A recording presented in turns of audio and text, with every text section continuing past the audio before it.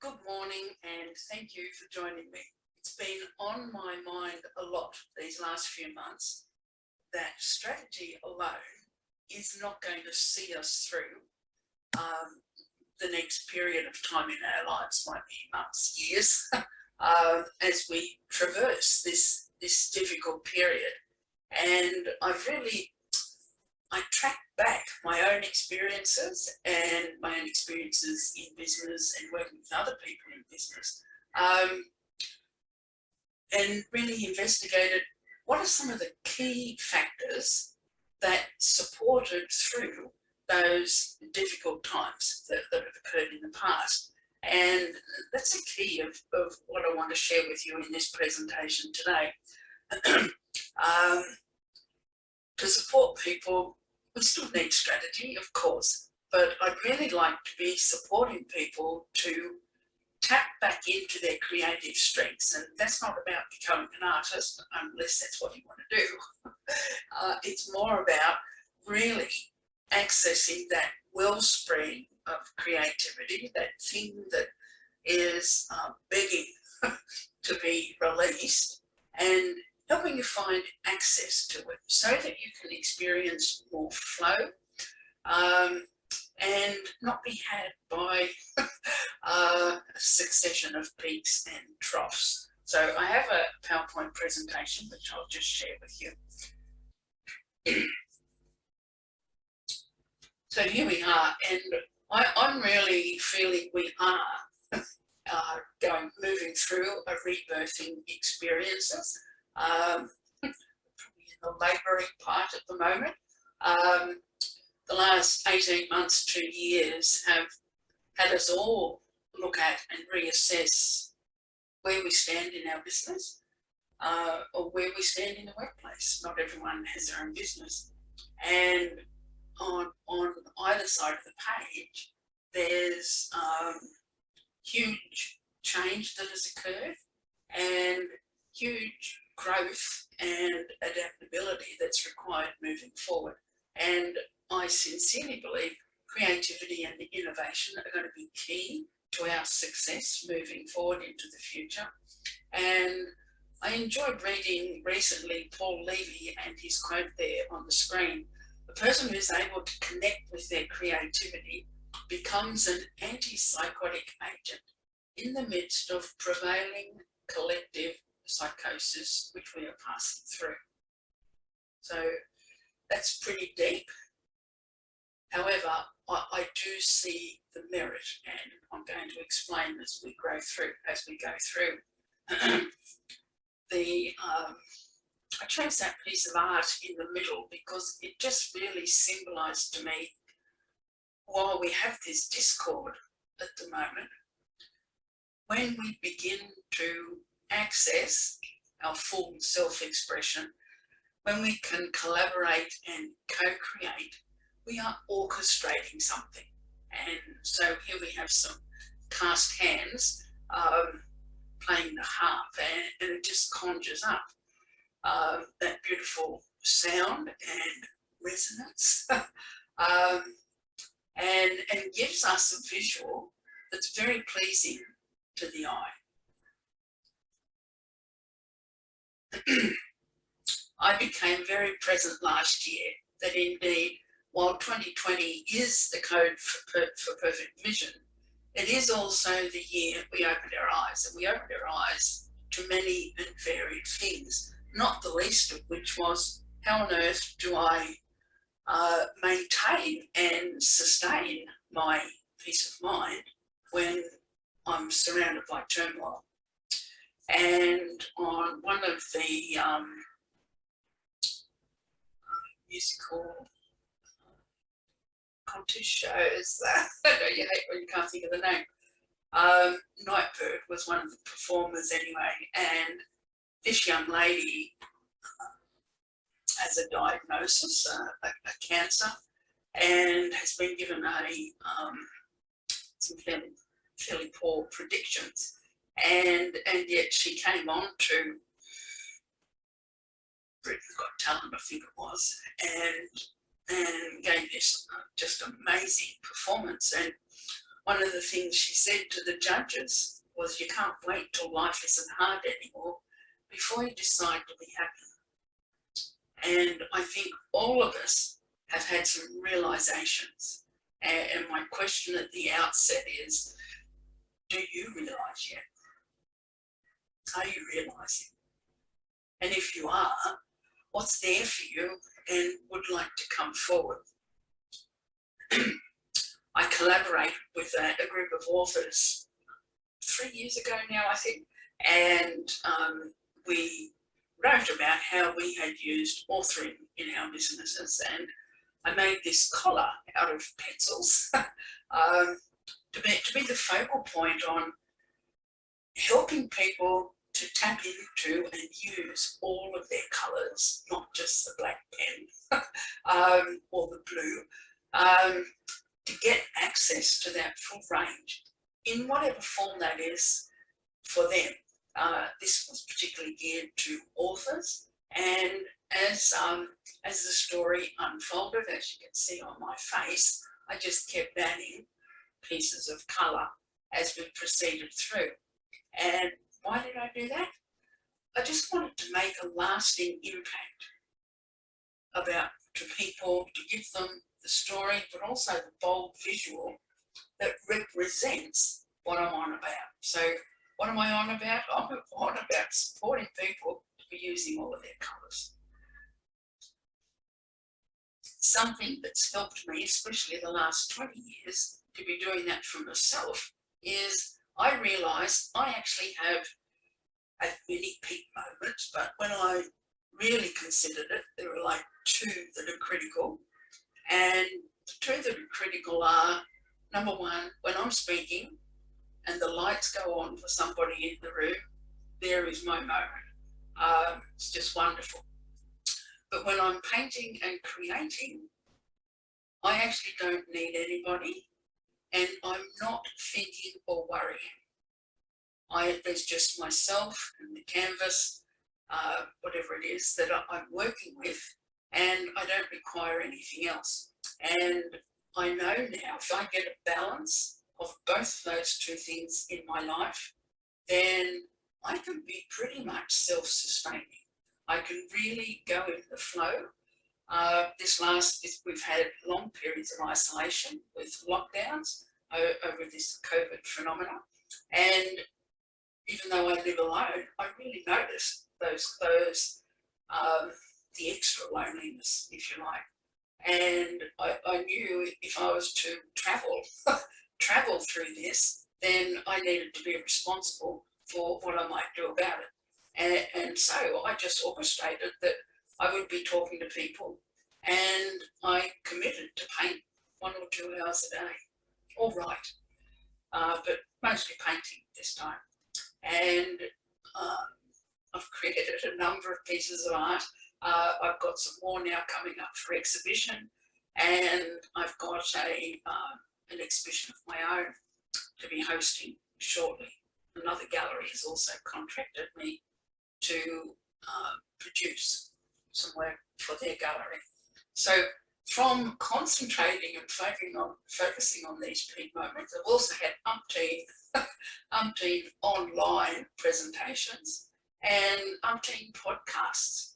So I've been experiencing some exposure, I've been experiencing some engagement, and been able to craft for myself this creative space, which has helped me sustain my own personal flow. One of the things that I advocate for my clients is we look at their multiple intelligences, and I live in Australia, so in Australia and New Zealand and perhaps many other countries, we really honour sport and academia, but we don't honour some of these other skills like practical intelligence, musical intelligence, creative intelligence, spiritual intelligence, emotional intelligence. Some aren't listed on here. But when we can start to draw in and harness our intelligences and marry them to our job description or to our focus, we get to see an explosion of productivity that comes as a result of that, because we're drawing on all of our strengths and not just keying into a very narrow window. I've also been an advocate of Professor Martin Seligman for many years, actually. But in 1995, they founded the positive psychology movement, and Passage of Time have created a raft of, well, many books and a raft of tools to help us build character and remain positive. There was a whole shift in the mental health arena, going from that depressed model now into a positive model. And I also have my clients do the VIA character strength survey. This takes about half an hour. The multiple intelligence is only 5 minutes. It's a real quickie. But this one takes about half an hour. Don't spend too much time labouring over thinking about it. Go with first thought. Give it a little bit of consideration, but go with first thought and just swing through. You'll get a report back immediately showing your 24 signature strengths in order of priority, and they will be under different headings as illustrated on the screen. And what I advocate is take your top 5, put them on your phone, put them on your laptop, have them displayed around your workplace or in your home to remind yourself to be accessing those qualities. When I did this test first many years ago, I was a bit surprised to see my first top strength was appreciation of beauty and excellence, because I thought it might have been humour. However, when I thought about it, I thought, yes, that's been a lasting quality that has been very innate within myself and enabled me to work for 16 years as a nurse and cope with many personal disasters and be present to a lot of other situations. So a wonderful self-assessment tool. When I'm working with my clients one-on-one or online, I take them through this assessment tool, the model that's in front of you. And again, it's another tool to help people see where they're at and look at what's missing, where are the gaps. Anyone who's working with me is looking one way or another to achieve full self-expression, whatever that means for them. And part of that, the little green areas around requires, in order to get there, we need to be seen, we need to be heard, and we need to be understood. And we need to feel safe in those 3 dimensions. If we don't feel safe, then we won't venture out. Our beliefs can get in the road, so we need to heal the past. We need to heal our old wounds. We need to heal the grief, so that we're not had by past conditions. Sometimes past events can leave us with memories that have us think that this could be repeated in the future. So being able to put aside those things that no longer serve creates a clear space. If we don't feel safe and we're carrying these beliefs that don't serve, then we're going to be stuck sometimes, often, in a place of confusion, because we just haven't accessed enough clarity to be able to move forward. So we can be in a cycle, and we've all been there, I'm sure. At times when it's just not working, can't get the flow on. So once we get these 3 isolated, then we can begin to see when I feel safe, when I feel heard, when I feel understood, when I'm not had by my past, then I can look out and I can see my potential. I can see and get access to where I might get flow. I begin to realise all of my gifts and how to bring them in, and I start to appreciate where my joy for life comes from. If you move down to the next circle where it was state, so when we can deal with the beliefs and no longer are carrying the burden of those beliefs that don't serve, then we're not in confusion. We're not stuck on a wheel. Then we have more possibility of accessing and sustaining a high state of consciousness, and I'm going to talk about that shortly. This means that we can experience a level of contentment all the time. Life's happening and we may indeed be called to respond on it, but in the main we can be bringing ourselves back to a place where we can experience more flow and not be had by that exterior. So our quality of life improves, and it improves because we've seen where the potential lies. We're managing our state, and already we're starting to experience a higher level of well-being. Doesn't always mean all areas have come into play all at once, but we're on the pathway, and it's once we've started to get into this flow state, whereas before you couldn't see. When we can stop doing confusion, and I say doing confusion because there's, it's not that we feel confused, but often we do it.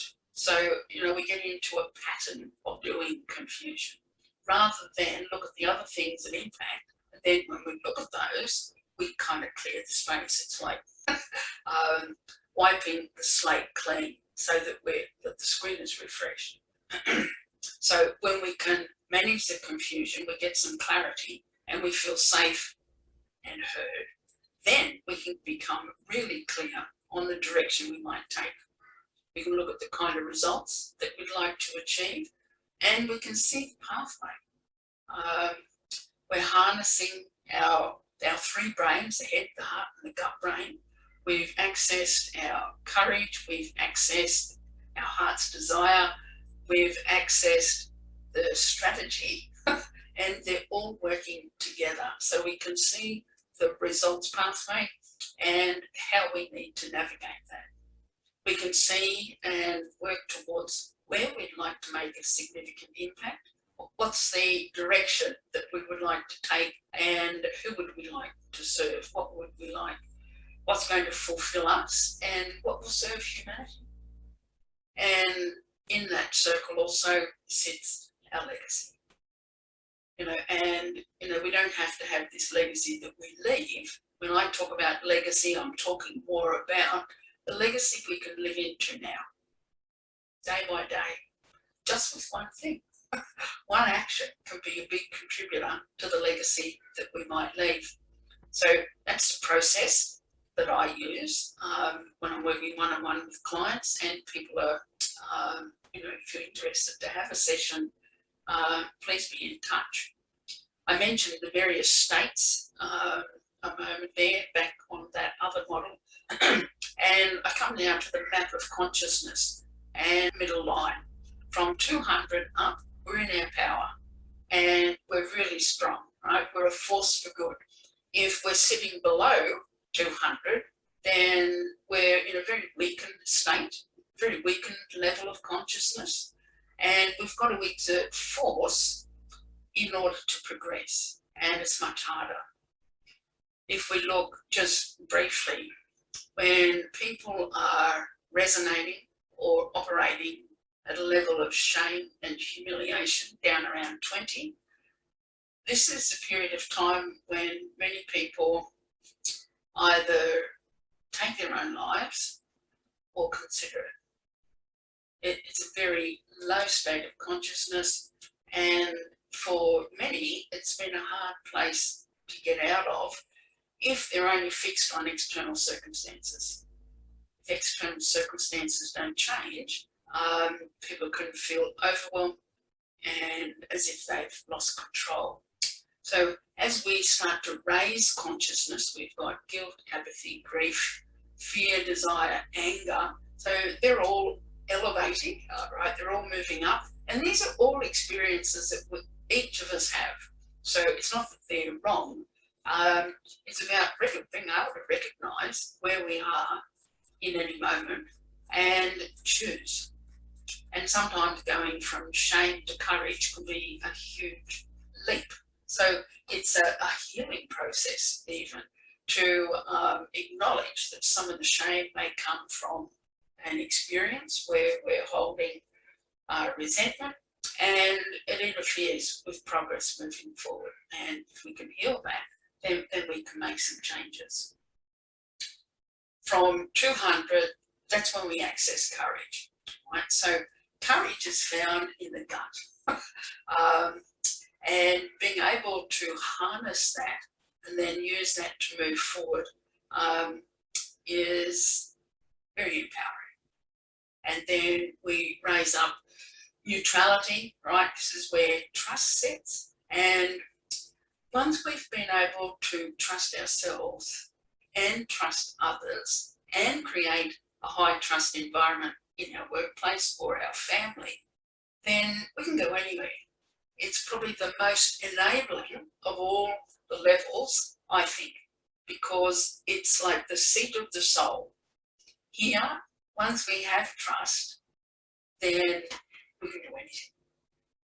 I remember as a nurse for 16 years, I didn't know it at the time, but we walked into the room and for various reasons, a high trust environment was created very, very quickly, and we did, sometimes pretty not nice procedures on people.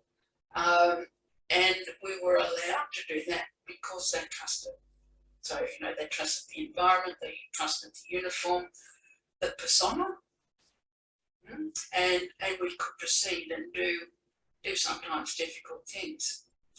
So willingness and optimism, interesting that that's all on that same line, optimism too. So anytime we can inspire another, we can create that space of optimism. Acceptance, reason, love, and joy. My business is all about joy, finding joy when it seems there's none, and the ultimate peace and enlightenment. So it's almost like a sliding scale. We move in and out of experiences. Once we become more conscious, then we become more aware and more able, therefore, to keep ourselves in flow by staying above the line. People can access the copy of Method Consciousness online if you'd like to have one as a reference point. I've partnered with a business later this year, and we're running a conference series talking about each level of consciousness and providing a story or an experience that demonstrates how we've been able to move through and out of each of these different experiences or levels of consciousness. So more to come on that at a later time. When I had no idea what it was going to be. I was the world's first, and so I sought out and found a person whom I'd like to be my mentor. And then I was nervous about what am I going to say to him. It was Mike Hutchison, who was then MD of Saatchi & Saatchi, and I thought, I'm going into this amazing office, and what will I say? And an idea came to me. I got together a little bottle of Dettol, 2 cotton buds, a Band-Aid, and a makeup sponge. And when I went to meet Mike, I gifted him that little package, and he said, what's this, Pat? And I said, well, Mike, I'm not here to sponge off you, but I do have the German for an idea. It has a couple of applications, and I don't want it to be a Band-Aid job. Will you be my mentor, and will you help me build and develop Joyology and source funding? And in the first 5 minutes, he said yes, and Yes. And I really just do get I was candid. I didn't know really where joyology was going. I had a broad concept. And an idea came and I ran with it. I had the courage to run with it. And in doing so, the next 25 minutes of the conversation with him was all about him and his journey to get to head of Saatchi. And he's my mentor and friend through to this day. So 20, 21 years of alignment with a brilliant soul.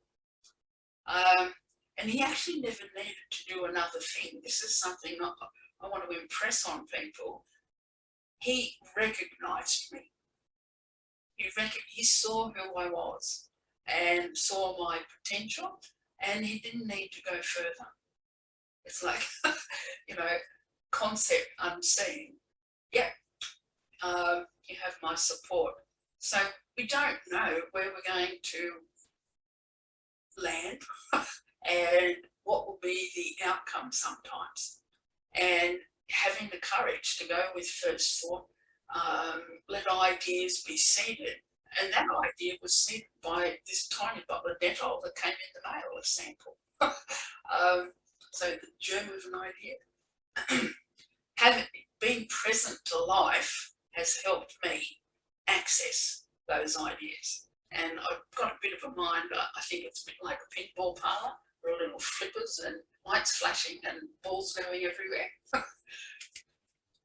But it's not just in that dynamic that I've been noting some positive things. You recall our bushfires back in 2020, early 2020, late 1999, Australia's worst bushfires. And a town in New South Wales called Cobargo was particularly ravished by the fires, and I saw Farron Turlich's photo in the paper, and it broke my heart to see such a dejected countenance. And I rang him and I said, I'd like to, you don't know me, but I would like to support you with your permission. I'd like to just have your back and ring you every day.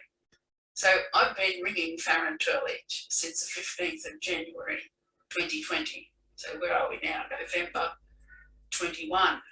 And we've developed a nice friendship.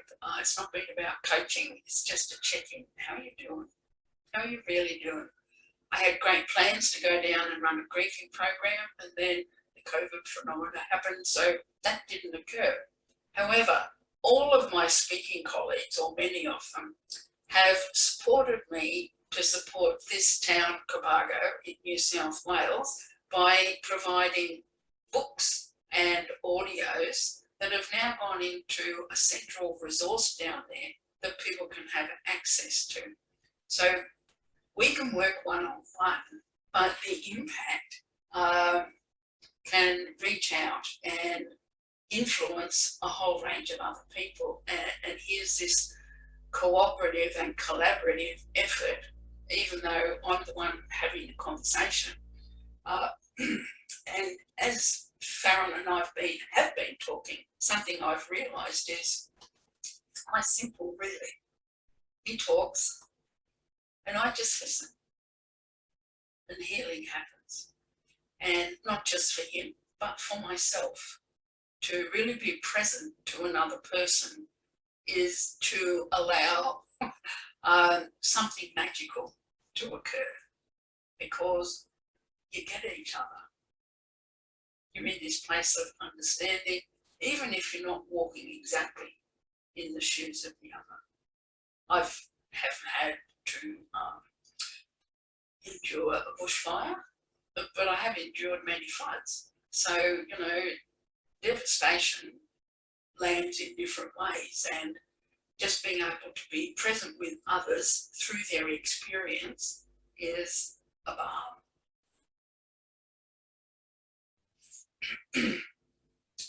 I've worked a lot presenting at conferences over this last 20 years, and one of the things that I've done at conferences and on every other day, but at conferences as well, is I give out 3 pieces of what I call glad mail. So this is to honour, congratulate, celebrate with whoever I come across. So these are random pieces of mail that are written the night before and given out to the audience when I'm presenting, or given out as I go about my day. I worked for a company 20 years ago, and the attendance rate was 35%, and so were outcomes not good. And this process for catching people out, and I thought, well, that's not exactly enrolling and getting students to come back in. And so I started sitting down with the students, and as I got to know them all, I wrote them all a 1-page letter.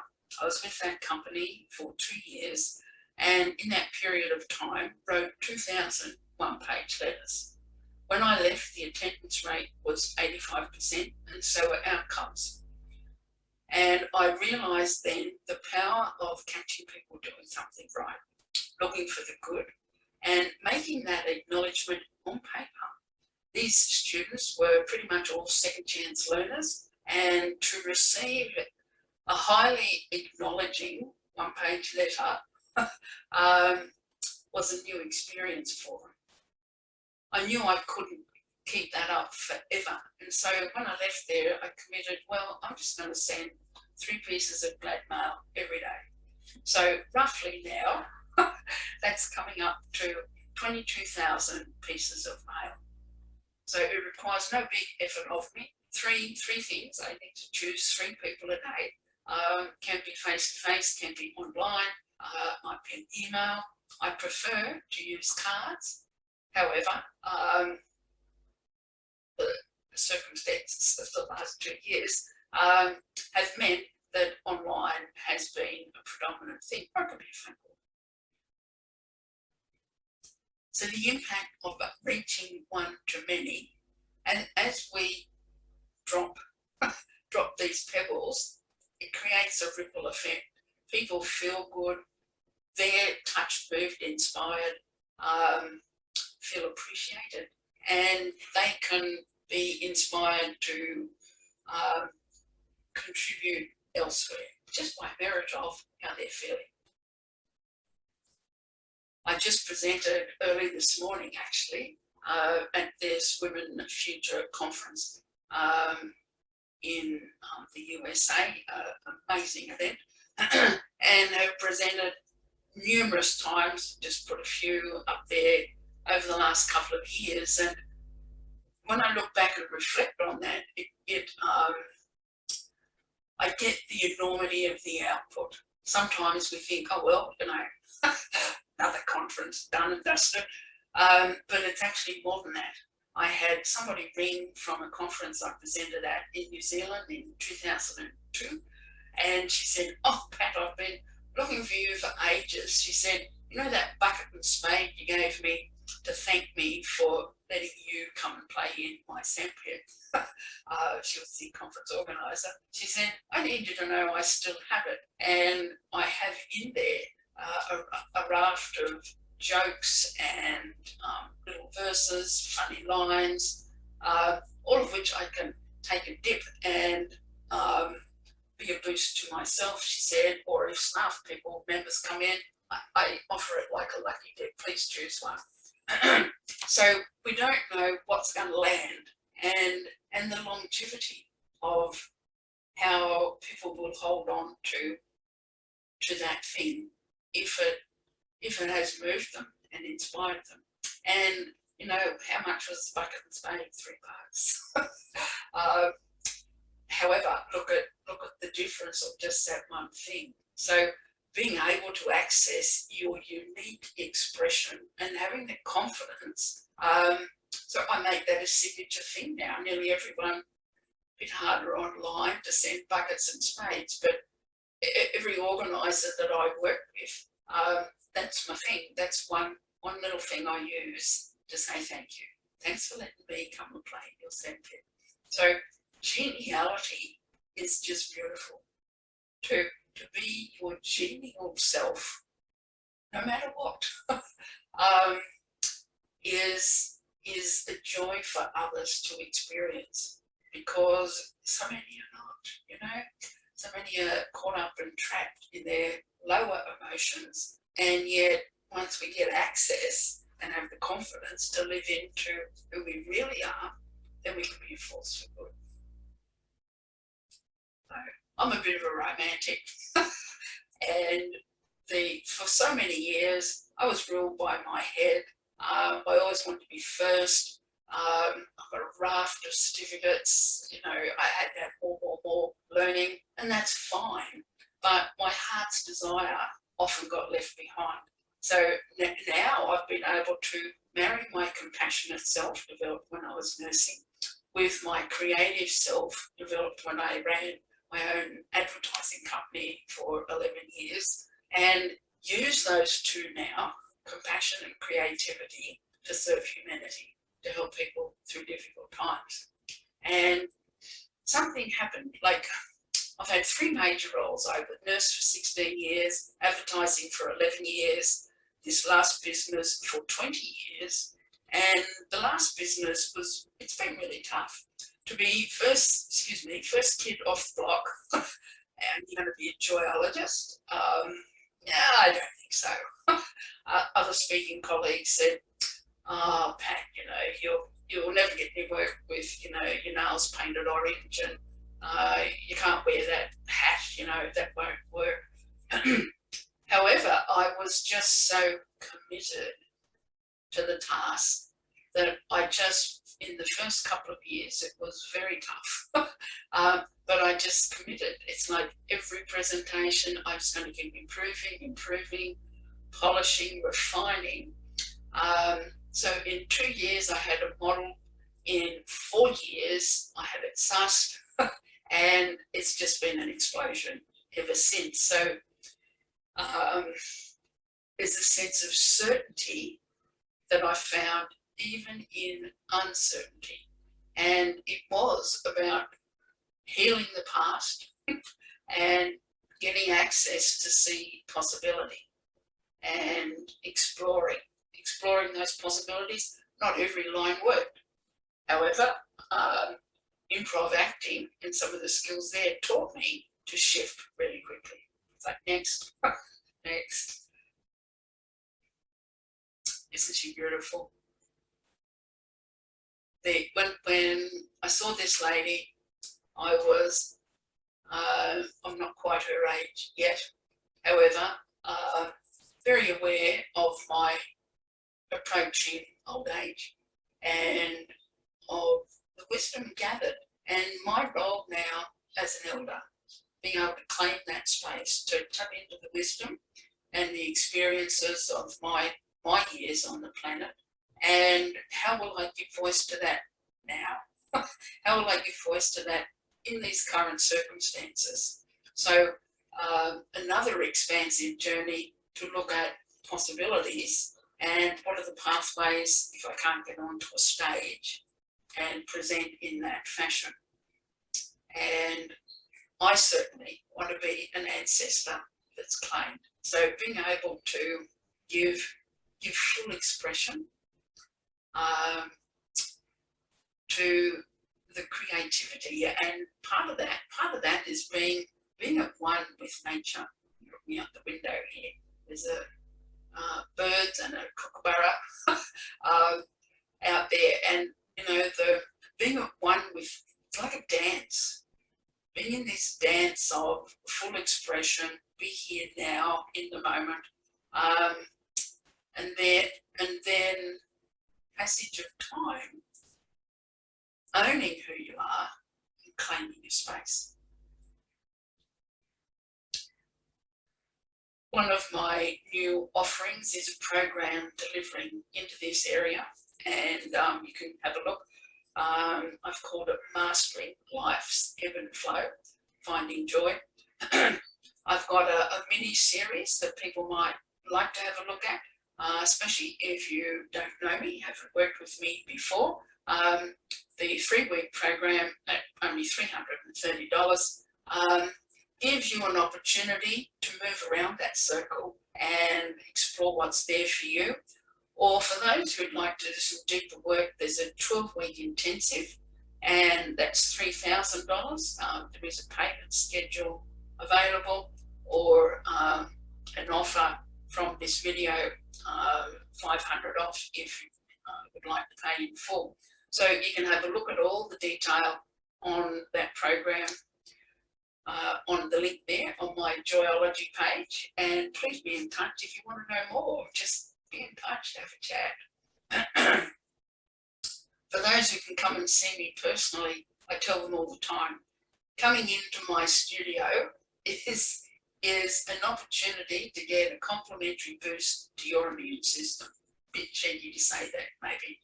However, I know art and creative expression, pieces of nature, do boost our immune system. There are various studies that have been done that tell us immunoglobulin counts are improved when people are in a peaceful and beautiful environment. It'll be boosted if you watch a beautiful movie.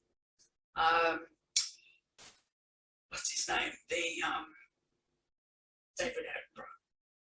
Anyone who's watching any of his documentaries is receiving a big boost of their immune system. So my environment is very much orchestrated to be one of peace and beauty. It's full of stories. Every piece of art, all mine, has a story, and most of them are stories about how to get through troubled times. So if you'd like to be in touch, if you'd like to have a chat, please, the Calendly number address is there, or my phone number if you'd like to give me a call. Thank you so much for joining me today. I hope what I've presented has been of value, and I look forward to talking to you soon. Bye for now.